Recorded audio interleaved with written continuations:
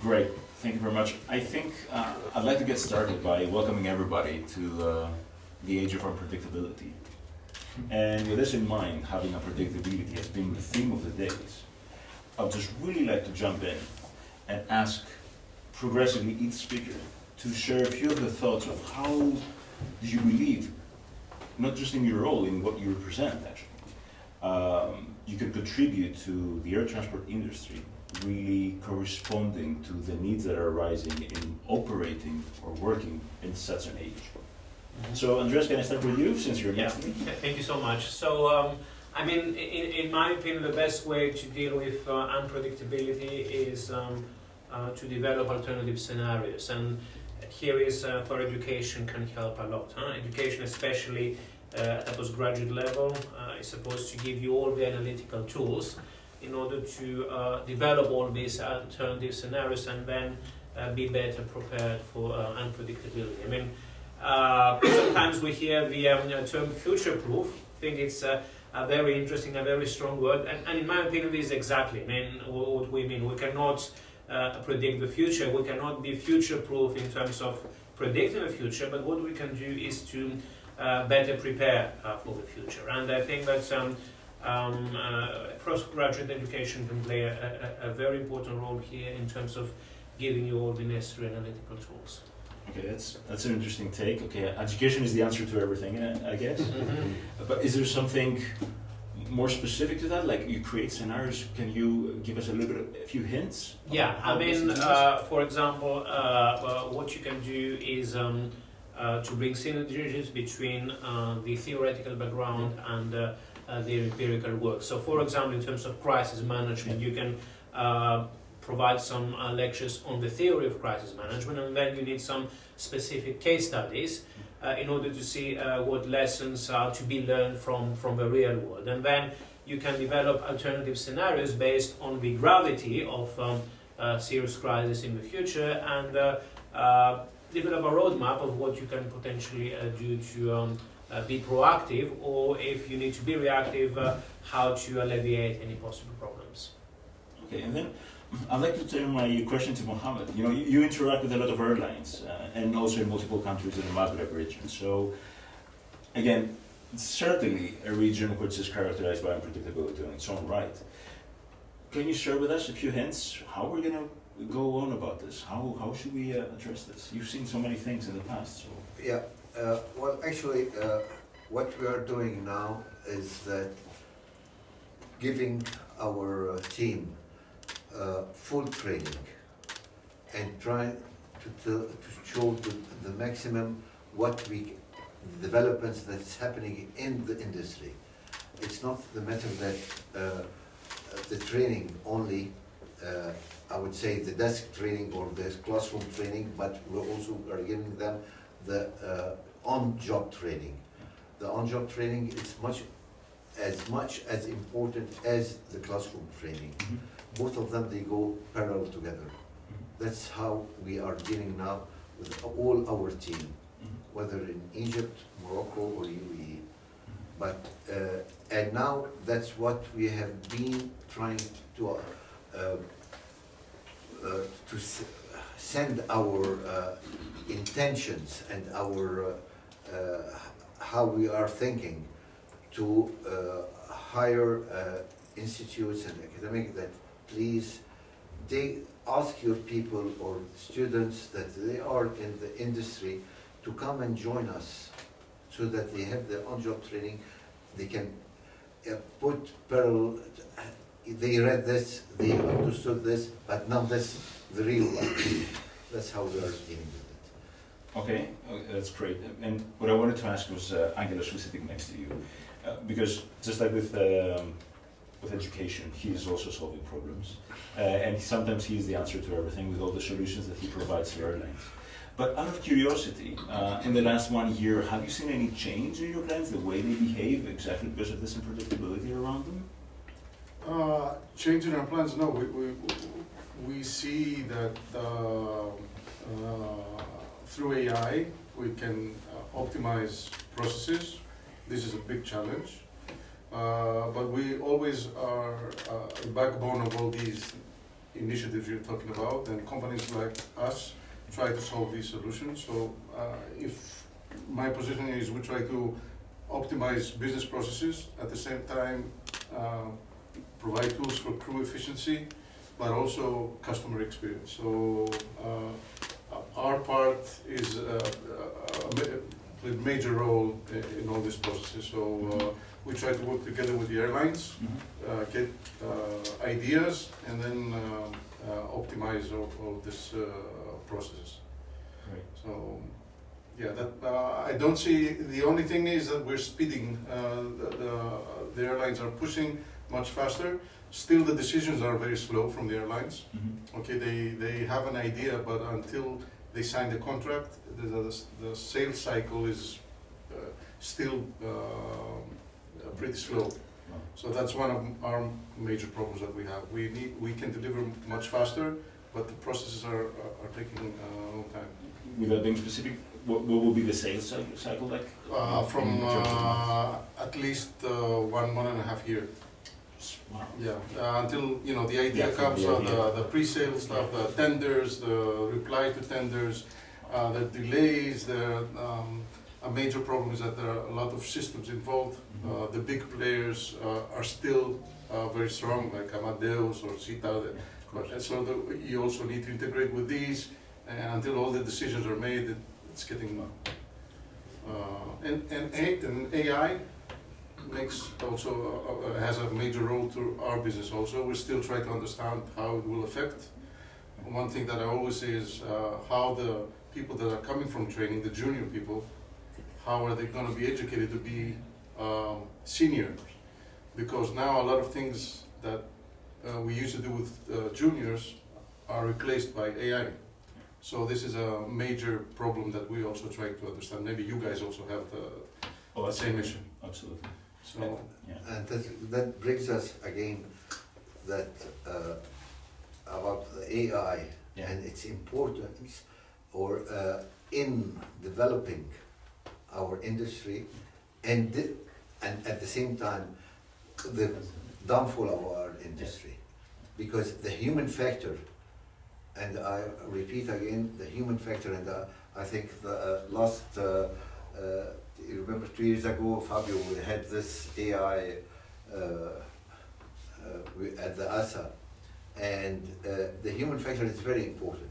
I just read an article, or somebody was sending, that he received a very nice message from his boss, telling him that I wish you a speedy recovery and blah, blah, blah, blah, blah.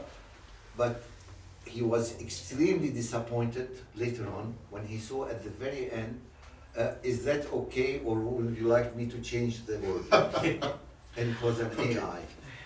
So he said, really, I was really disappointed that even the human factor was completely destroyed. Yeah. Yeah. And that's what I'm afraid of from the AI.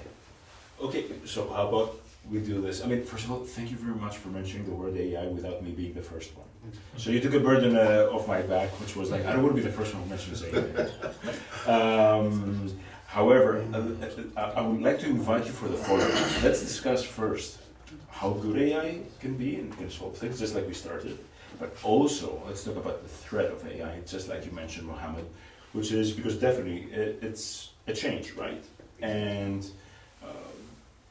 if everything happens the way it's planned for, this 1.5 trillion investment is supposed to upend everything that is happening today. We should actually start drinking alcohol and I don't know what else to do, just to celebrate the downfall of humanity.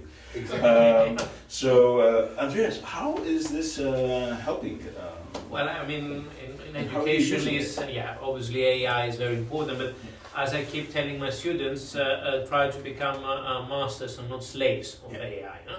I mean, as Mohamed said, I think the big issue with AI is the risk of complacency and a risk of putting everything in an autopilot. And as we know, the biggest issue in aviation is safety. And when you have a culture of complacency, then inevitably you're going to suffer from safety problems. Coming back to education, because that's the ground for everything, I think the real challenge now is to how to teach our students to use AI proactively and not reactively. This is what I said, masters and slaves before. So they need to obviously develop their mind, they need to own the analytical tools, and then use AI in a complementary manner, not to substitute what they are supposed to do themselves. Now, do I succeed? Most probably not. I mean, you know, it's human nature that people always seek the easy solution. But you know, if you keep telling them all the time, I mean, in the end, something I will say. Usually, the more mature students do understand the need to take ownership of the material, not just outsource it to an AI bot. It's not easy. I'm not extremely optimist, but at least this is what we should do as educators. Yeah, I have to say here a personal story. I was surprised the other day I had to review an MSc thesis because I had sponsored it from one of the individuals in my team, and that's how I thought I was really old. When I went to the references, thinking that I would only see the bibliography, just to use a Greek word. And then I realized there's a special section nowadays which was called Use of AI for this thesis.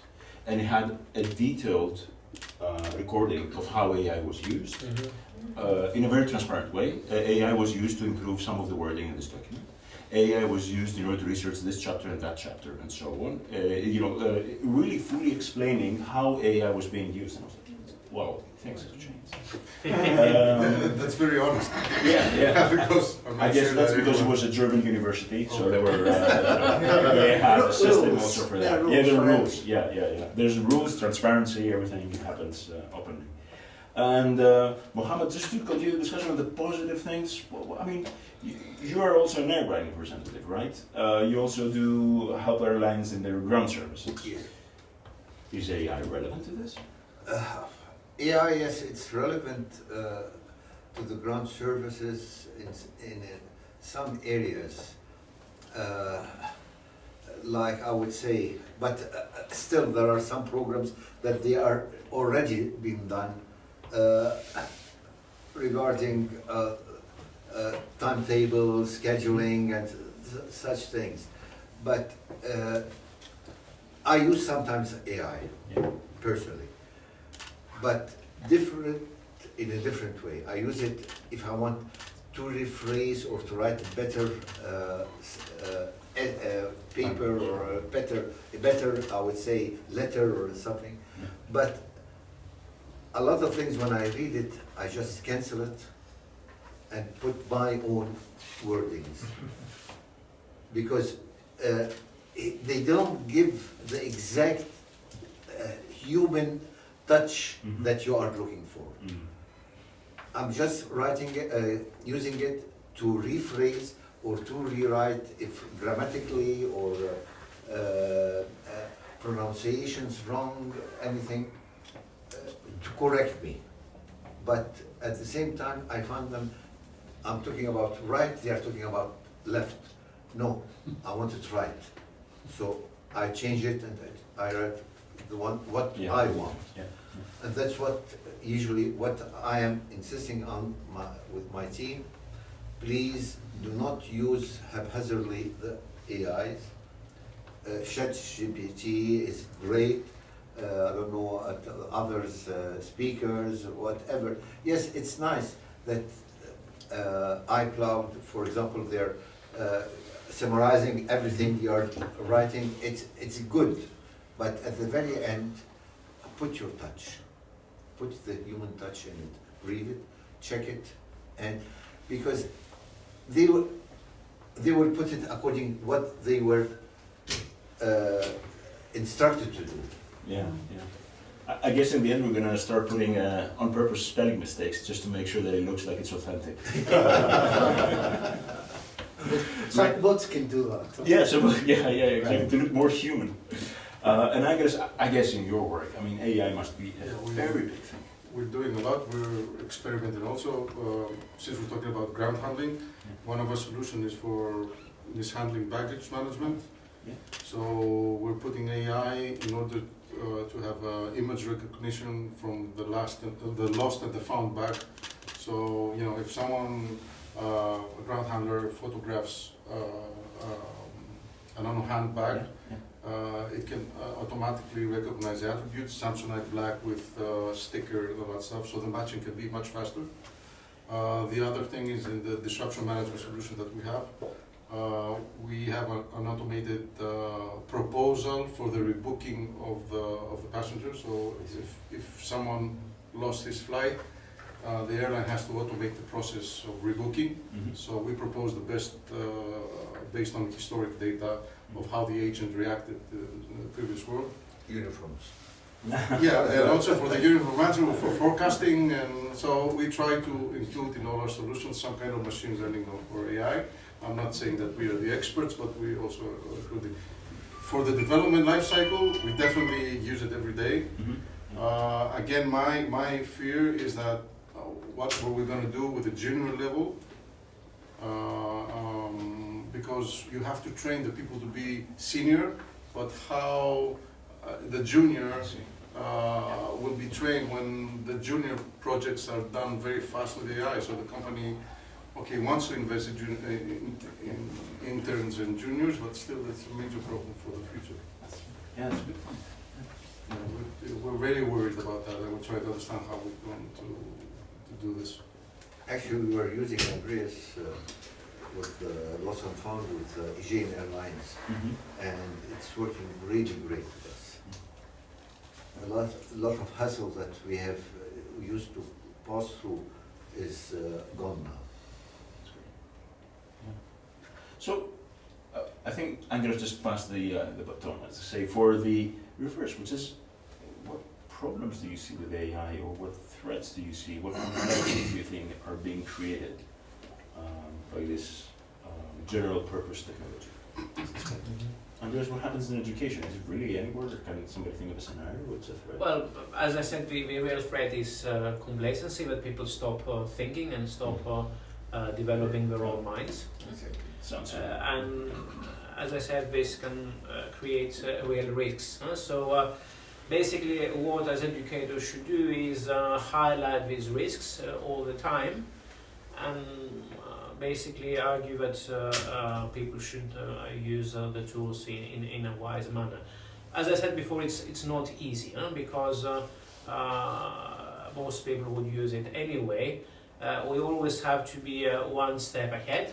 So there's a very well-known software called Turnitin. In the past, Turnitin was also was only a plagiarism checker. Now it has a built-in AI tool so that it can detect use of AI.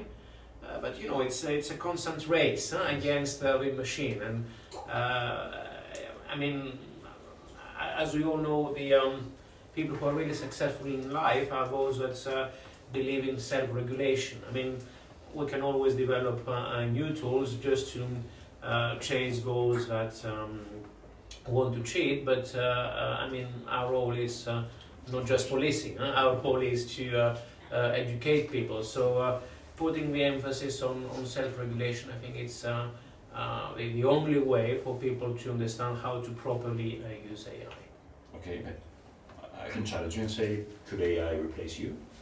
At some stage, possibly yes, but not in what a real educator should be about. So, in terms of conveying the knowledge, okay, AI may have a big database. Until now, we do make mistakes. Perhaps in the future, they would be sort of error-free. But the most important thing in education is not just knowledge; it's interaction.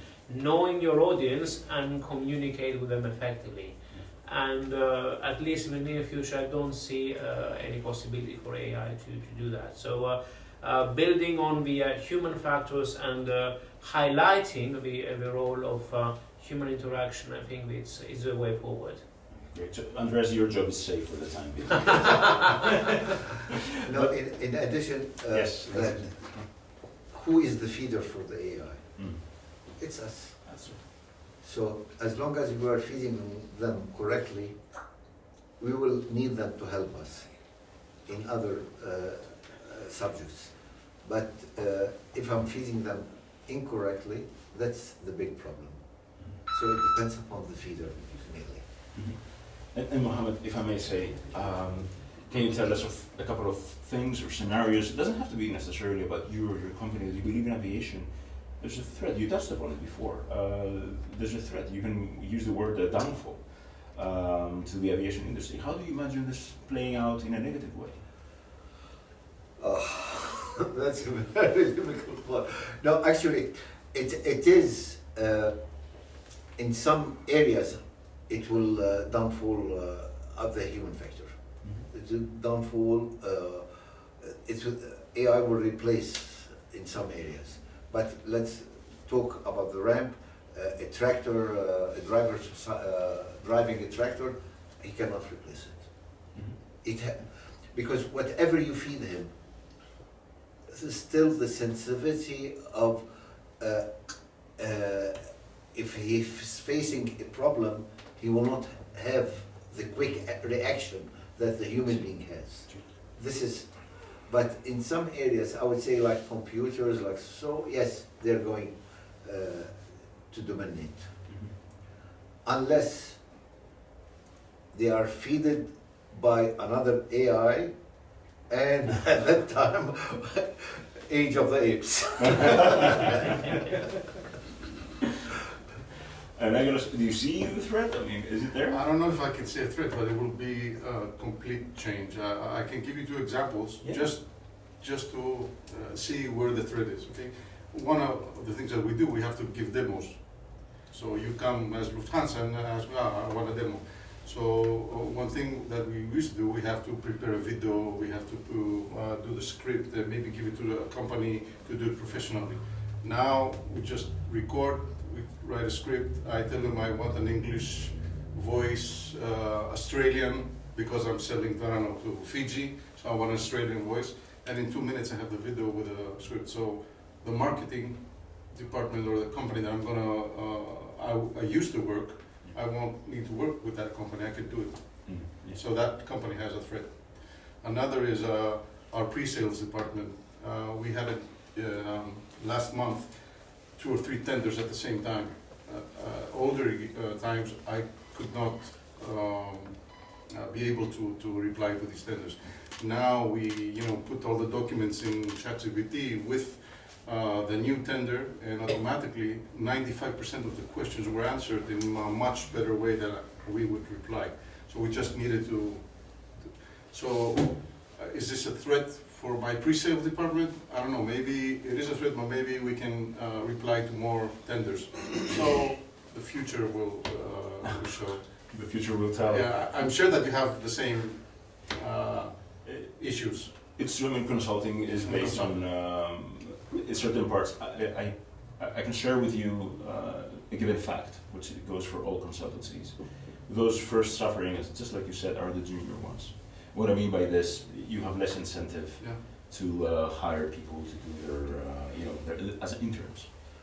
Because all the basic stuff can be done by AI. What would an intern do in a consultancy? They would do some research. So what can you do now with FSC? You can just ask the question, get the answer back. And that's what an intern will do actually. They would just go around ChatGPT, if it's a verb yet. Great, okay, so with that stuff, I'm really happy for that because I could not leave any meeting, any professional meeting without touching on AI. I mean, that's... it's Most of them start now. Yeah, nowadays they start with this, but yeah. But what I would like to go is back to the human factor that you mentioned. And at the end of the day, if I can call the question, I would say, how can we make better humans?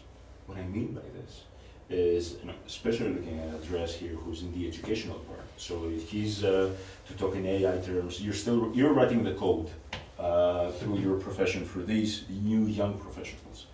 How can we make better professionals? Because we say that it has to be inclusive, it has to be, aviation for all. So what do you see your role, not only on a personal level, but also on a level as if you like, with all your colleagues, with in general? I think this is a very critical issue, and in my opinion, what plays a major role here is to develop proper mechanism for motivation and for incentives.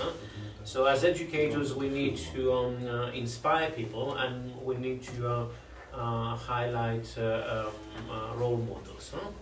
And not only from an education point of view, but also in terms of industry leaders. And you mentioned a very important word, which is inclusivity. Huh? So we need to be inclusive gender-wise, race-wise, background-wise. So ideally what we need to showcase is that open your mind and trust yourself, trust your abilities, and you will succeed. Huh? And then it's a matter of bringing industry leaders from different backgrounds to inspire people with guest lectures and so on. So it has to work in a complementary manner. We provide the tools, students use them to develop their minds, and then we have industry leaders coming and further inspire people and show what they can actually do when they graduate.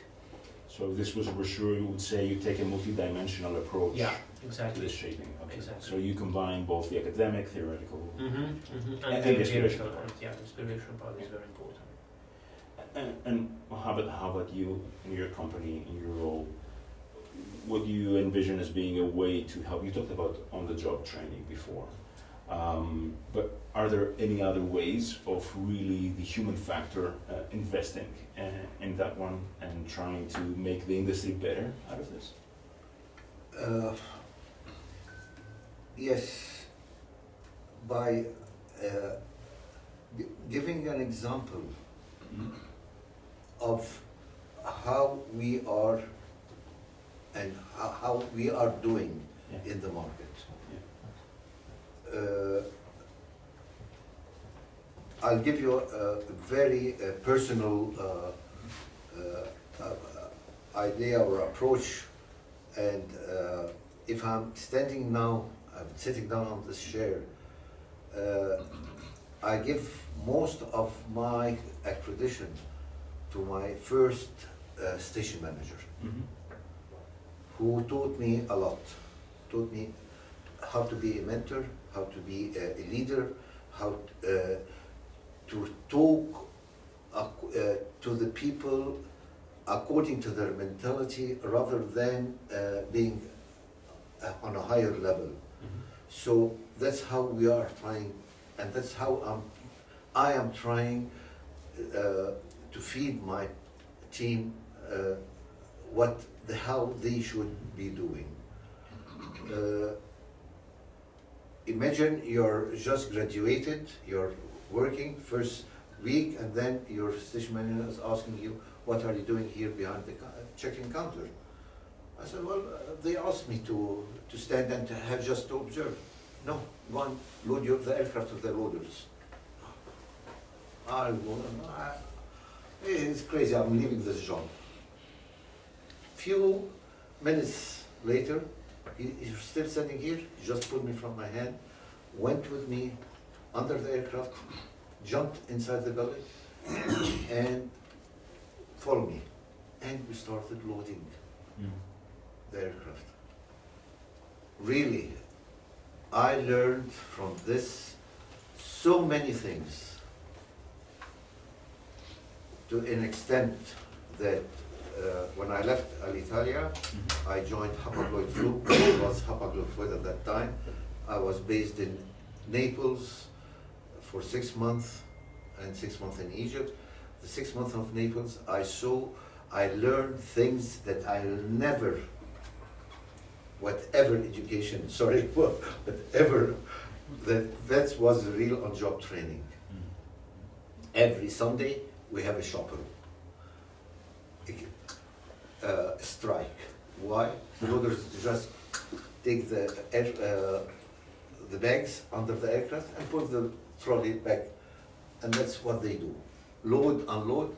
So I used to jump, start loading, the crew were assisting, and it was really, I was saying thank you for what you have taught me. This is what I am trying to teach. It's not the matter whatever education you have, what matter, you have to be understanding of and love of your job. I love what I'm doing, and that's what I am relaying it to my people. Love what you are doing. First time I met this was in the WAF in Lisbon. I saw him how he's doing with his team. He saw me how I'm doing with my team. Okay, we knew each other, but we never talked. Yeah. We never talked to the other people. My team were talking to his team was talking to my team, till now. I don't know what, they give me a brief. That's what I want. I don't want anything except a brief. I'm in touch with you, that's it. Nice, nice example. Delegate, delegate, delegate. Yeah, yeah. But have a good eye on what they are doing. Thank you, Mohamed. And Angelos, you talked a little bit again before about interns, how not interns, sorry, juniors, and how that can be a challenge. But how do we all, as business professionals, make sure that the human factor? Not only that, we also have two other problems I never often hear about. First, the young people are in a rush. They, especially in technology. So a junior comes in and in 6 months says, I'm getting a medium or senior level, so I want a raise. It's 5 o'clock, I have to leave. So this is getting much more difficult. One thing is that, and the other is remote working. So another difficult part for us, because you don't have the company culture. So until before COVID, everyone was close, so you can easily pass your mentality. Now, you hire people that you might see them once, so that's getting more and more difficult in the technology area. So we're trying to do come together events, often business trips, some remote training, but it's getting more and more difficult. So this is a big concern for us, how we grow, because we are 90 people. We're not for Greece, it's a pretty big company. So this is one of our major problems we have.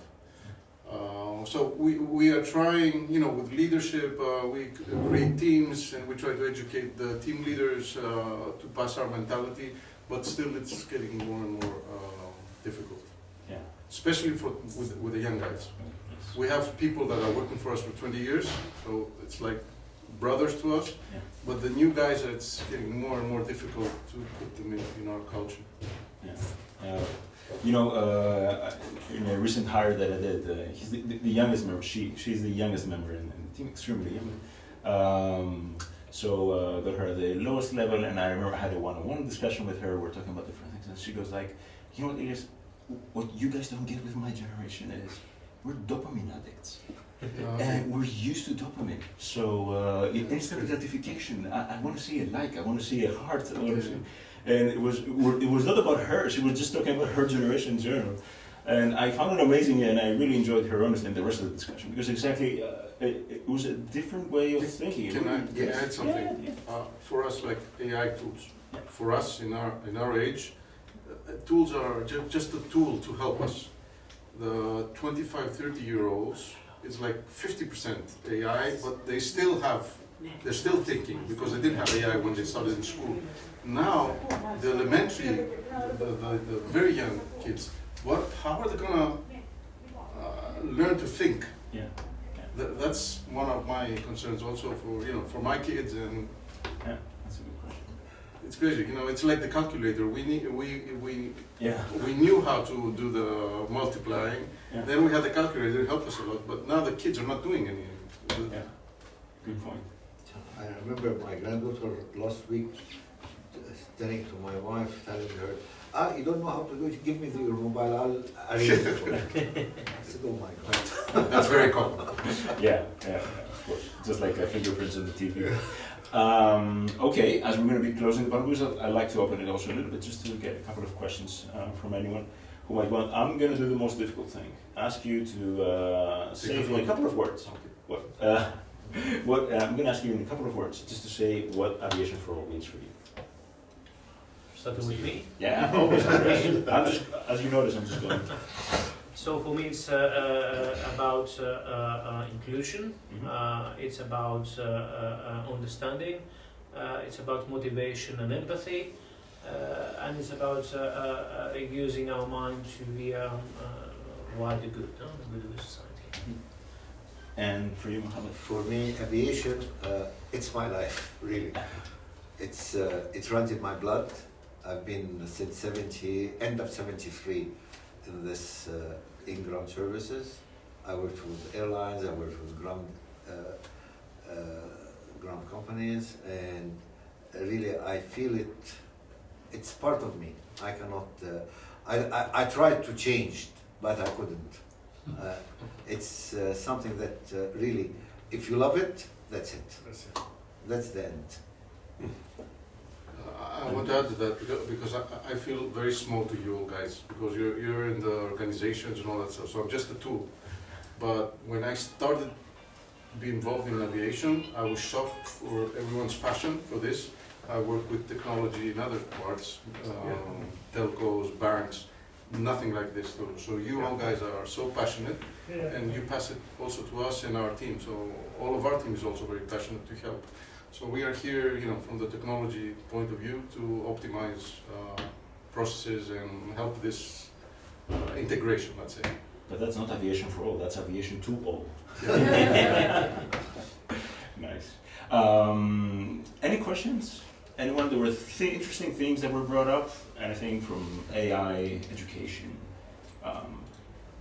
So I just want to bring, working with young people across Africa, it was Ilias said that we are very developed with regards to mobile. So technology is part of our DNA. So most of the young people that I meet across Africa are very open on AI, on technology, and now they are in AI.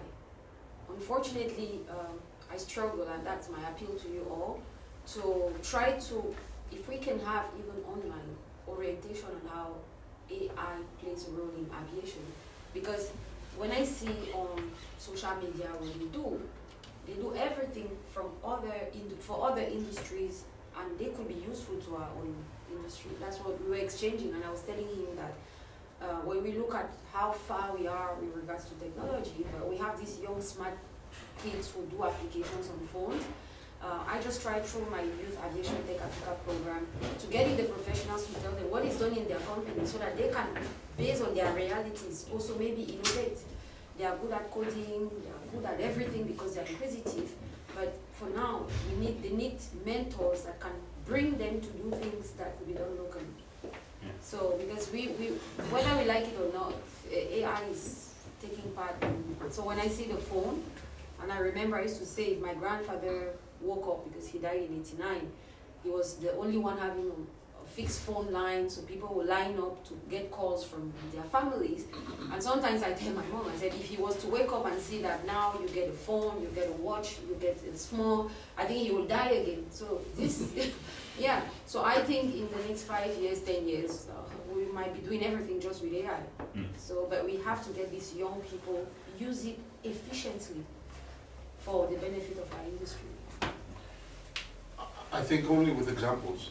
For me, also, everyone's talking now, I'm doing AI, but at the end, give me specific examples. So I think the only way is to find specific business problems and see how someone has solved this, like the baggage thing, the photograph. It's pretty stupid right now. Some years ago, you would say, wow, but now image recognition is something. So you just need a business case and present it to these people and get ideas to improve it more. And that's why the integration between, I would say, the old generation and the new generation should take place. There should be some with the old generation, the experienced people, and the new generation with their new enlightenment. And they have to understand each other well, especially from the old generation. That they have to understand that, yes, this we have to accept this generation, but at the same time, the young generation has to accept us as the old generation with the experience. Andreas, from your side, anything? Yeah, I mean, what you said earlier about instant gratification can be a real risk, because all this scrolling culture creates lots of issues. I mean, education is about creating foundations, and it's about developing patience. If people are not patient at all, if they just want everything within seconds, then they will only stay at a superficial level, and then they will use AI to cover their own gaps, and then it's a kind of a vicious circle. And as I said earlier, this is where we need to put our emphasis. And I think Mohamed is absolutely right. We have to convey the message that older generations can be of great added value there in terms of showing the value of perseverance and of patience. Well, with that in mind, and since we want to keep it on time, I'd like you, first of all, to join me in thanking our excellent speakers in the panel.